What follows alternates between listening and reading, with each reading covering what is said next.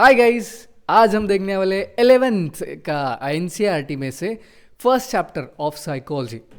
तो I know that everybody has taken the psychology optional, क्योंकि उन्हें मैथ या फिर बायोलॉजी अवॉइड करना था, इसलिए वो अभी साइकोलॉजी लेकर बैठे हैं। तो कोई बात नहीं, मजबूरी में हो या फिर इंटरेस्ट से हो, जो कुछ भी होगा कमेंट में बता दीजिए कि आपने क्यों साइकोलॉजी लिया था 11th स्टैंडर्ड में। Without wasting time let's get started कि psychology in India part 2 of lecture 1। ठीक है, तो अगर आपने इसका पहला पार्ट नहीं देखा है तो ध्यान से जाके देखो, so that we can start it carefully. तो साइकोलॉजी इंडिया में कैसे डेवलप हुई थी उस बारे में हम बात करेंगे। ठीक है, तो as you can see that I have taken the marker in my hand and I am underlining the psychology in India.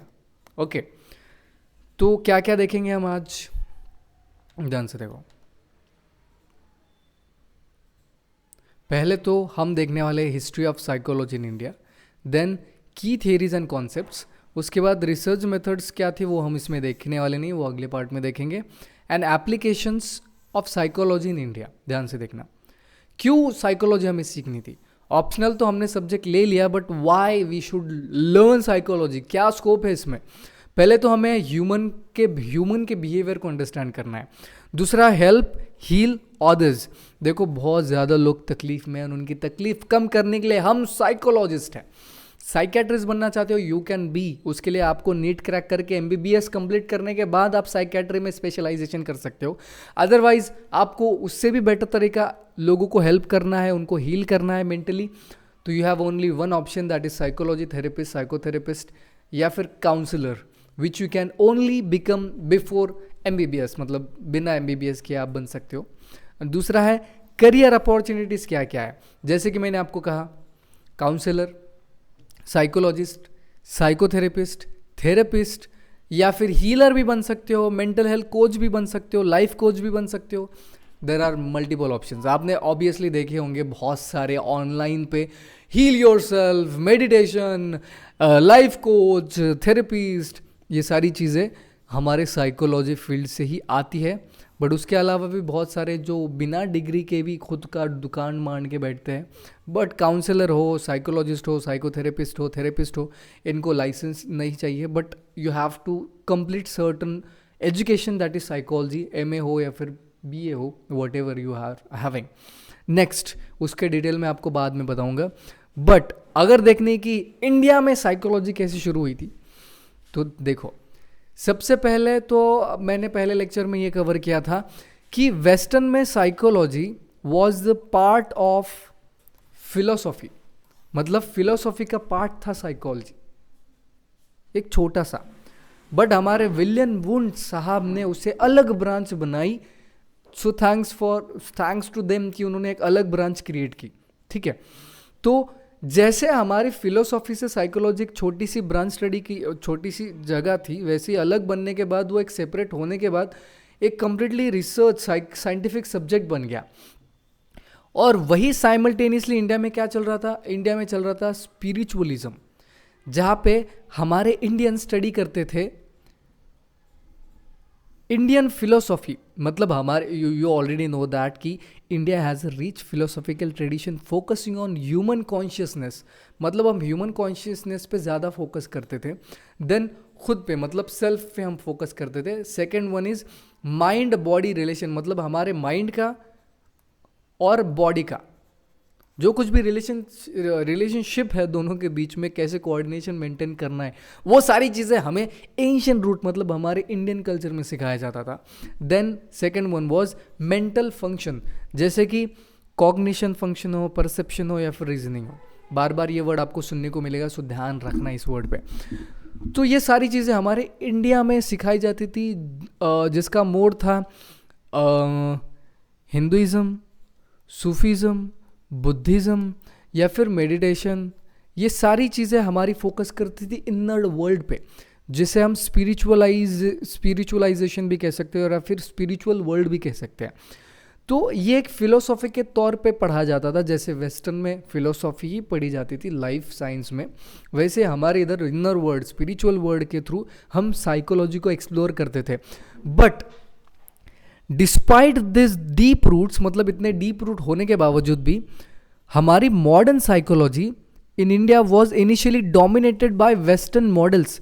मतलब जैसे ही वेस्टर्न वर्ल्ड में हमारे इंडिया में उन्होंने साइकोलॉजी को इंट्रोड्यूस किया, तो जो कुछ भी मॉडर्न वेस्टर्न मॉडल्स थे उसके बेसिस पे हमारे इंडियन मॉडल्स भी बेस्ड थे, but with little influence of tradition of Indian philosophy much later. मतलब बहुत बाद में जाके हमें पता चला कि भैया Indian traditions were already studying this subject which is called psychology, जिसे हम साइकोलॉजी के तौर पे नहीं जानते थे। सो वैसे ही वेस्टर्न मॉडल के इन्फ्लुएंस की वजह से हमारे इंडिया में साइकोलॉजी का नया उत्पत्ति क्रांति स्टार्ट हुई। तो अर्ली एरा में क्या था, the modern early era of psychology, तो क्या था, the formal discipline began in early 20th century heavily influenced by Europe and American training. अब देखो, जो 20th सेंचुरी थी वो किसके द्वारा इन्फ्लुएंस थी, that was influenced by Europe and America. तो इन दोनों की जो कुछ भी साइकोलॉजी की ट्रेनिंग थी वो हमें इंडिया में मिली, और वही 20th सेंचुरी में हमें ज़्यादा इन्फ्लुएंस होने की वजह से फर्स्ट लैबोरेटरी डेवलप करने मिली विच वॉज इन 1950। तो पहला syllabus of experimental psychology first lab कहाँ पे इस्टेब्लिश हुई, कलकत्ता यूनिवर्सिटी में, which was department of philosophy. ठीक है, वहाँ पे पहला सिलेबस एक्सपेरिमेंटल साइकोलॉजी का इस्टेब्लिश हुआ था। फिर देन 1960s में क्या हुआ, first department of psychology created in Calcutta university. ठीक है, तो पहला एक्सपेरिमेंटल साइकोलॉजी हुआ इन 1950, फिर उसके बाद हमें 1960s में, मतलब एक साल बाद, तुरंत एक साल बाद साइकोलॉजी की पहली ब्रांच इस्टेब्लिश हुई। और देन थर्ड 1938 जस्ट आफ्टर कितने साल हो गए, 16, मतलब 20 साल बाद हमें क्या मिला, first department of applied psychology. ठीक है, मतलब एक्चुअली में एप्लीकेशन स्टार्ट हुए 1930 में। अब क्या हुआ, doctor N N Sengupta ji, he is trained in USA, in the USA under tradition of psychology. किसके साथ, विलियम वुड के साथ, the father of experimental psychology. ठीक है, अब उसके साथ प्रोफेसर जी बोस, इन्होंने क्या किया, they were trend in Freudian psycho analysis established by Indian psycho analytical association in 1922 Calcutta में। ठीक है, तो इन्होंने भी बहुत मेजर रोल प्ले किया है in terms of psycho analysis in India, क्योंकि इन्होंने ही पहला Indian psycho analytical association start किया था इन कलकत्ता। याद रखना ये चीज़। From deep philosophical roots to western foundation, हमारी इंडियन साइकोलॉजी जर्नी स्टार्ट हुई। मतलब अगर कही जाए तो फिलोसॉफी से ही दोनों का ओरिजिन हुआ है, बट इंडिया में दैट वाज नॉट नोन कि yes actually we are learning the psychology. ठीक है, अब देखा जाए तो इंडियन साइकोलॉजी की जर्नी भी फिलोसॉफी से ही स्टार्ट हुई है। अब नेक्स्ट हम देखेंगे द 4 phases ऑफ डेवलपमेंट, किसकी, साइकोलॉजी की, बेसिकली इंडियन साइकोलॉजी की कहो या फिर ओवरऑल साइकोलॉजी की कहो। तो हमारे पास एक बुक है, in the book of psychology in third world country, Sinha identifies 4 distinct stages of discipline growth in India. देखो, अब देखा जाए तो एक बुक है जिसका नाम है द थर्ड वर्ल्ड कंट्री। ठीक है, उन्होंने 4 phases ऑफ डिसिप्लिन, मतलब हमारे जो साइकोलॉजी है उसको उन्होंने 4 phases में उसकी डेवलपमेंट कैसी हुई है वो बताया है। तो वो कौन से 4 phases है, ध्यान से देखो। मैं आपका टाइम वेस्ट नहीं करना चाहता, जितना शॉर्ट में हो सके उतना शॉर्ट में समझा के आपको आगे बढ़ाना चाहता हूँ। तो 4 phases है। तो पहला फेज है प्री इंडिपेंडेंस, दूसरा है 1947 से 1960 से आगे, मतलब एक है इंडिपेंडेंस से पहले हमारी साइकोलॉजी में हालत कैसी थी, उसके बाद आज़ादी के बाद हमारी 16 तक, मतलब उसके आगे 20 साल हमारी डेवलपमेंट कैसी हुई, और उसके बाद 16 के बाद इंडिया में साइकोलॉजी की क्या हालत थी, उसके बाद उसके आफ्टर 70 से लेकर अभी प्रेजेंट मोमेंट तक क्या क्या डेवलपमेंट्स हुए साइकोलॉजी में, वो सारी चीज़ें हम देखेंगे। तो इंडिपेंडेंस से पहले क्या था, तो इसे कहते हैं इमिटेटिव फेज, मतलब हम इमिटेट कर रहे थे किस को, वेस्टर्न मॉडल्स को, सारी चीज़ों को। इसका फोकस था It focuses on experimental, psychoanalytical, and psychological testing research based on western models. मतलब हम एक्सपेरिमेंट्स भी कर रहे थे, साइको एनालिटिक्स भी परफॉर्म कर रहे थे और साइकोलॉजिकल टेस्टिंग भी रिसर्चेस कर रहे थे बट वो सारे वेस्टर्न मॉडल्स पे बेस्ड थे. मतलब हम पूरी तरह से इमिटेट कर रहे थे before independence, because after all they had influence on us, so we are going to follow them and we are going to imitate them only. क्योंकि हमें पता ही नहीं था कि ये सब्जेक्ट ऑलरेडी इंडिया में एग्जिस्ट करता था. फिर नेक्स्ट फेज आया एक्सपांशन फेज, जो कि हमारे आज़ादी के बाद स्टार्ट हुआ. एक्सपांशन फेज इसमें क्या था, psychology branched into different field. मतलब हमारी साइकोलॉजी की ब्रांचेस अलग अलग फील्ड में स्टार्ट हुई. तो efforts began to link western ideas to Indian context. मतलब जो कुछ भी वेस्टर्न के आइडियाज थे हमने उसे इंडियन कॉन्टेक्स्ट के साथ जोड़ना स्टार्ट कर दिया. मतलब अब हम ज़्यादा उस पर रिलाई करने से बेटर था कि उन्हीं के आइडियाज़ हम इंडिया में कैसे अप्लाई हो सकते थे, इंडियन कॉन्टेक्स्ट के साथ कैसे जोड़ सकते थे. फिर उससे हमें पता चला कि भैया इंडिया में तो इसके रूट्स ऑलरेडी थे. तो आफ्टर 1960s हमने क्या देखा, problem oriented phase.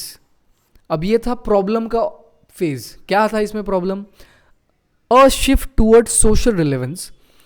Psychologist began addressing specific problems within Indian societies. मतलब चलो वेस्टर्न के तो अलग प्रॉब्लम थे, उन्होंने अलग मॉडल्स पे काम करना स्टार्ट कर दिया था, बट अब यहाँ पे हमने इंडिया में जो कुछ भी रिलेटेड प्रॉब्लम्स थी, जो कि इंडियन कल्चर में इंडियन स्पेसिफिक प्रॉब्लम हम एड्रेस करना चाहते थे, वहाँ पे हमने फोकस करना स्टार्ट कर दिया. तो यहाँ पे हम प्रॉब्लम देखते और उस पर सोल्यूशन पे काम करना स्टार्ट कर देते. मतलब जितना हो सके उतना हमने इंडिया के प्रॉब्लम्स पे फोकस करना स्टार्ट कर दिया. Then next phase was just after 10 years, late 1970s to present moment तक हमारा क्या हुआ, इंडिजनाइजेशन हो गया. मतलब इंडिजनाइजेशन फेज क्या था इसमें, we started rejection of purely western frameworks, development of indigenous psychology rooted in Indian culture and traditional knowledge system. अब देखो ध्यान से, अब हमने क्या किया, जो कुछ भी वेस्टर्न के मॉडल्स थे, फिलोसॉफीज थी या फिर जो कुछ भी फ्रेमवर्क्स थे, उसे हमने रिजेक्ट करना स्टार्ट कर दिया. अब हमने तो उसे पूरी तरह से रिजेक्ट कर दिया वेस्टर्न फ्रेमवर्क्स को, ठीक है. तो अब हमने क्या किया, इंडिया में जितने भी ट्रेडिशनल या फिर कल्चर्स थे उसमें जाना स्टार्ट किया, ठीक है. उसमें रिसर्च स्टार्ट की, जहाँ पे हमें पता चला कि इंडिया के नॉलेज में ऑलरेडी ये सारी चीज़ें रूटेड है और उसी पे स्टडी स्टार्ट कर दी. मतलब इंडियन फिलोसॉफी स्टार्ट कर दी. जैसे कि हमारा हिंदुइज़्म हो गया, सूफीज़म हो गया, बुद्धिज़्म हो गया, या फिर और जितने भी कल्चर है जिसमें हमें बताया जाता था कि how psychology work in terms of philosophy, वो सारी चीज़ें स्टडी करना स्टार्ट हुई. तो इसे कहते हैं इंडिजनाइजेशन फेज, जिसमें पूरी तरह से हमने इंडियन मॉडल्स को लाना स्टार्ट कर दिया. फिर हम देखते हैं नेक्स्ट, ध्यान से, इसमें एक वन वर्ड इज देयर. अब हमारे दुर्गानंदन सिन्हा जी है, इनकी बुक है जिसे हम कहते हैं थर्ड वर्ल्ड कंट्री. तो Sinha identifies 4 distinct stages and disciplines in India, जो कि हमने ऑलरेडी डिस्कस किया, तो इन्हें याद रखना है. दुर्गानंदन सिन्हा ने लिखी हुई बुक है अ थर्ड वर्ल्ड कंट्री, जिन्होंने उसमें 4 फेजेस के बारे में बात की है. ओके, तो नेक्स्ट हम देखेंगे contemporary trends and indigenous psychology. अब इसमें क्या है, moving away from Euro American psychology to develop frameworks that are culturally and socially relevant to India. ठीक है, अब हम तो पूरी तरह से यूरोप और अमेरिकन के जो कुछ भी फ्रेमवर्क थे उससे दूर जा रहे थे एंड हम डेवलप कर रहे थे actual cultural and social relevant to India. ये ऑलरेडी हमने डिस्कस किया. तो इसमें क्या इंटीग्रेटेड था, तो किसका इंटीग्रेशन हुआ, modern research now interfaces with neurobiology, health sciences and traditional scriptures to create the holistic understanding of Indian psyche. ठीक है, अब हमने ऑलरेडी उसको कल्चर के साथ जोड़ना स्टार्ट कर दिया था, but now we started connecting it with neurobiology, health sciences के साथ एंड ट्रेडिशनल स्क्रिप्चर्स के साथ. ठीक है, अब उसके साथ इंस्टीट्यूशनल ग्रोथ कैसी हुई, पहले तो एक ही यूनिवर्सिटी थी जो कि कलकत्ता में थी, but from one lab in 1950 over 70 university today, मतलब एक लैब जो कि 1915 में स्टार्ट हुई थी, now it has 70 more universities in India including centres of excellence at Utkal university and university of Allahabad. तो that was the centre of psychology in that period. Next, तो हमारी जर्नी कैसी रही. 1950 में पहली लैब बनी थी जो कि कलकत्ता में बनी थी. नाउ आज today we have 70 plus universities which are trading excellence in psychology. Next, what is the future. The future of indigenous psychology rooted in India relevant to the world. ठीक है, तो अभी जो कुछ भी हमारे स्क्रिप्चर्स है उसमें जितना कुछ भी लिखा हुआ है या फिर साइकोलॉजी के बारे में, तो उसे फ्रेमवर्क को इंडियन साइकोलॉजी के मॉडल्स के तौर पे प्रेजेंट किया जाएगा जो कि हमारे पूरे वर्ल्ड को रिलेवेंट रहेगा. जैसे कि ऑलरेडी हमारा योगा है, मेडिटेशन, ये सारी थेरेपीज़ के तौर पे यूज़ की जाती है वेस्टर्न वर्ल्ड में, जो कि इंडिया में स्टार्ट हुई थी सबसे पहले.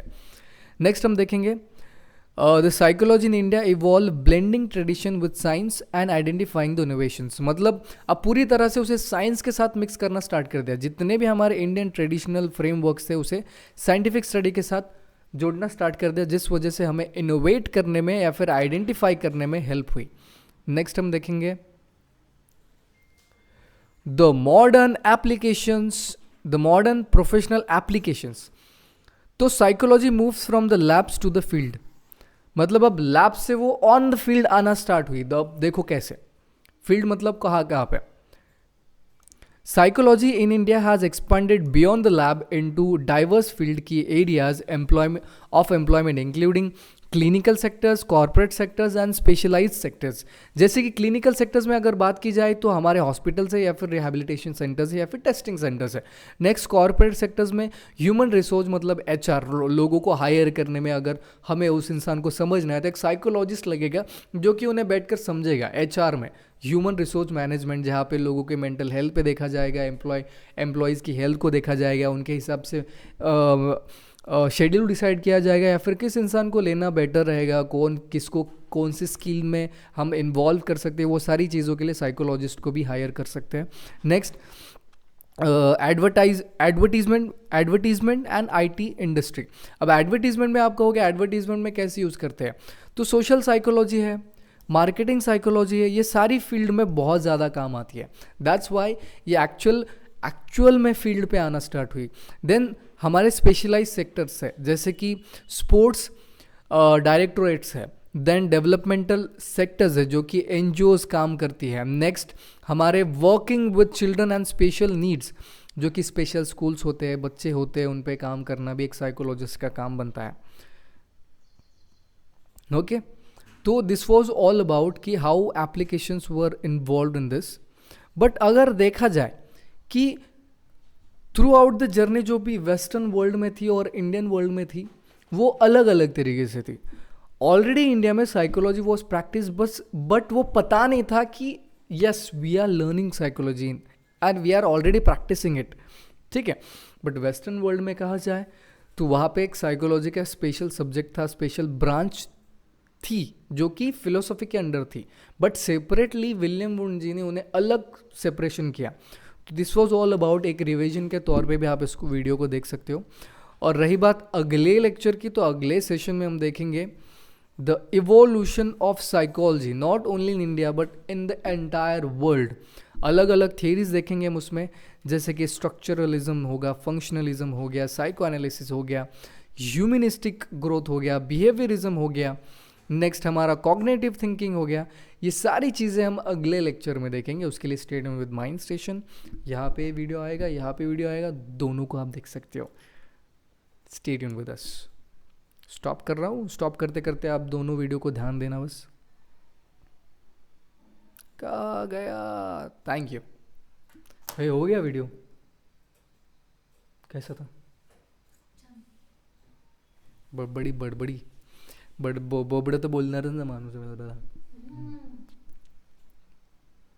पण रेकॉर्ड नाही झालं यार. हो हे भगवान, मतलब इतना रिकॉर्ड किया.